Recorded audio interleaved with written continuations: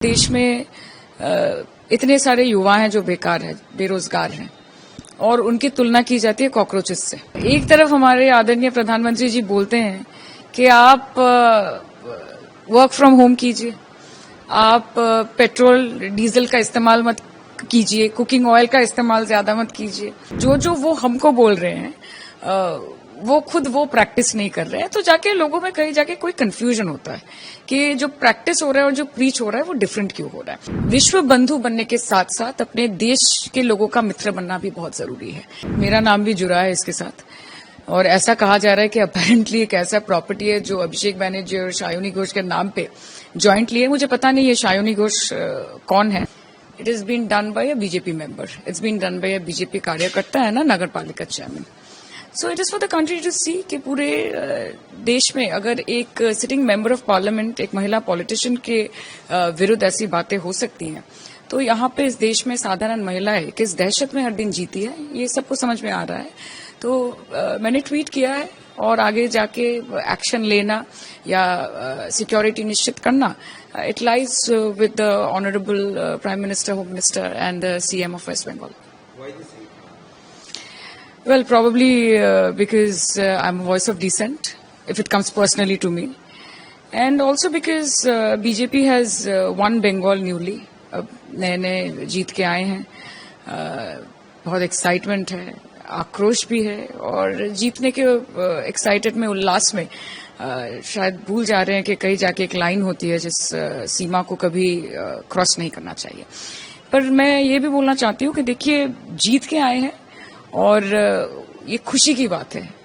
लोगों को डरा के, धमका के, सबको चुप करने की कोशिश करके you are trying to bully people. आज आपने देखा है कि पोस्ट पोल वायलेंस में किस तरह हमारे कार्यकर्ताओं पे हमला किया गया है, पार्टी ऑफिस तोड़े गए हैं, किस तरह से पुलिस ने एकोमोडेट करने में या कोऑपरेट करने में भी झिझक दिखाई है आउट ऑफ एक्सटर्नल प्रेशर। तो मुंह में जो भी बोल रहे हैं उन लोग शांति का वार्ता दे रहे हैं सब कि नहीं, हम लोग we are against, but to be very honest, the BJP government and the BJP party in Bengal have failed to control their कार्यकर्तास। एक्चुअली बात ये होती है ना कि जब देश में इतने सारे युवा हैं जो बेकार हैं, बेरोजगार हैं और उनकी तुलना की जाती है कॉकरोचेस से, जब देश में इतने सारे बच्चे हैं जिनको एक दफा खाने के लिए खाना नहीं मिलता, जहां देश में 80 करोड़ लोगों को, 140 में से 80 करोड़ लोगों को मुफ्त में राशन दिया जाता है, तो वहां जो देश के प्रधानमंत्री होते हैं उनसे बहुत उम्मीदें, बहुत आस जुड़ी रहती है लोगों की। एक तरफ हमारे आदरणीय प्रधानमंत्री जी बोलते हैं कि आप वर्क फ्रॉम होम कीजिए, आप पेट्रोल डीजल का इस्तेमाल मत कीजिए, कुकिंग ऑयल का इस्तेमाल ज्यादा मत कीजिए। वो बोलते हैं कि बचत कीजिए। और ऑन द कॉन्ट्ररी जब हम देखते हैं कि जो वो हमको बोल रहे हैं वो खुद वो प्रैक्टिस नहीं कर रहे हैं, तो जाके लोगों में कहीं जाके कोई कंफ्यूजन होता है कि जो प्रैक्टिस हो रहा है और जो प्रीच हो रहा है वो डिफरेंट क्यों हो रहा है। देखिए, ये तो सही बात है कि देश की आर्थिक स्थिति बहुत बुरी हालत में है। ये सही बात है कि आज $96 इट इज अगेंस्ट हिटिंग सो लो। ये सही बात है कि आज दूसरे देशों में जब भारतीय नागरिक जाते हैं तो उनके साथ जिस तरह का व्यवहार किया जाता है, तो ग्लोबली भी अगर आप देखें तो किसी देश के साथ हमारा अच्छा संपर्क नहीं है। तो यही मेरी दरख्वास्त रहेगी या फिर मेरी उम्मीद रहेगी आदरणीय प्रधानमंत्री जी से कि चॉकलेट दे, लॉजेंस दे, जो भी दे, ये उनका पर्सनल मैटर है, ये उनका पर्सनल पब्लिक रिलेशनशिप या प्रोफेशनल रिलेशनशिप है, इसमें मैं टिप्पणी नहीं करना चाहती। लेकिन विश्व बंधु बनने के साथ साथ अपने देश के लोगों का मित्र बनना भी बहुत जरूरी है।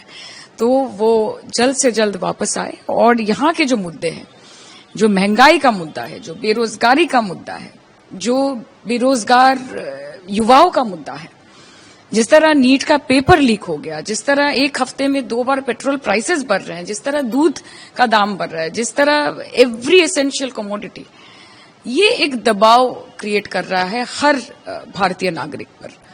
यहाँ पे धर्म की बात नहीं है, यहाँ पे जाति की बात नहीं है, यहाँ पे पॉलिटिकल एफिलिएशन की बात नहीं है।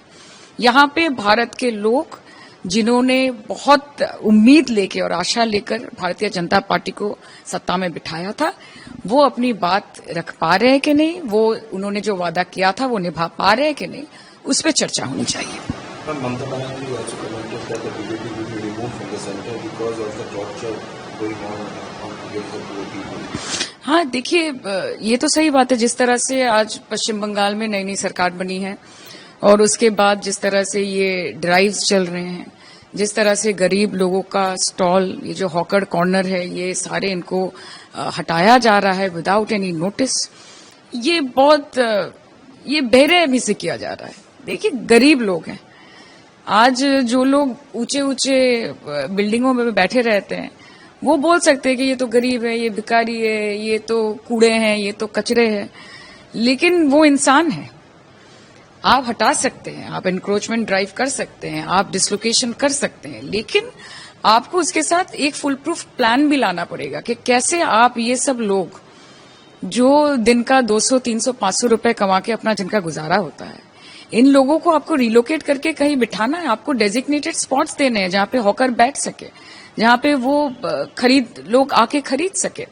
सो there has to be a balance. This is what I think. Without any notice इस तरह से हजारों की तादाद में महिलाओं को, बुजुर्गों को, लोगों को जो only earning member of the family है, इन सबको ऐसे हटाया जा रहा है रेलवे स्टेशन से, बाजारों से, बस्तियों से।